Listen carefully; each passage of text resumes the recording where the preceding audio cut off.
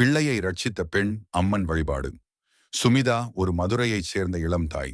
கணவன் ரமேஷ், மகள் காயத்ரி. குடும்பம் நடுத்தரமான வாழ்க்கை நடத்தி வந்தது.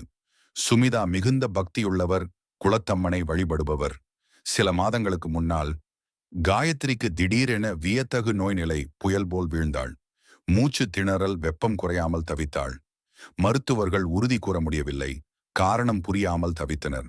அந்த நேரத்தில் சுமிதா அனைத்தும் விட்டுவிட்டு அம்மனிடம் சரணடைந்தார். அம்மனுக்கு உருக்கமான விரதம். 7 நாட்கள் அவர் முடிவு செய்தார்.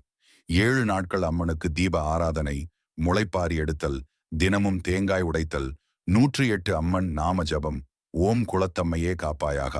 5வது நாளில் வியப்பூட்டும் நிகழ்வு. அன்றிரவு சுமிதா கனவில் குலத்தம்மனை பார்த்தார். அம்மன் வெண்மணியில், திருவடி நதியில் நனைந்து ஒரு குழந்தையை தூக்கிக் கொண்டு வருகிறார். உன் பெண்ணை நான் மீட்டு விட்டேன், இனி பயப்பட வேண்டாம் என உருகிய குரலில் சொன்னார். அடுத்த நாள் காலையில் காயத்ரி திடீரென விழித்தாள். மூச்சு சீராகி உணர்வு திரும்பியது. மருத்துவரும் ஆச்சரியப்பட்டார். இது ஒரு சிகிச்சை இல்லாத சிகிச்சை என சொன்னார். மறுநாள் சுமிதா நன்றி விழா. தேங்காய் மற்றும் பன்னீர் பூ மாலை, பால் அபிஷேகம். குழந்தையை தூக்கிக் கொண்டு அம்மனுக்கு வணங்கி, இனி என் மகளின் உயிர் உன்னிடம் அம்மா. குழந்தை மீண்டு வந்தாள். குடும்பத்தில் மகிழ்ச்சி.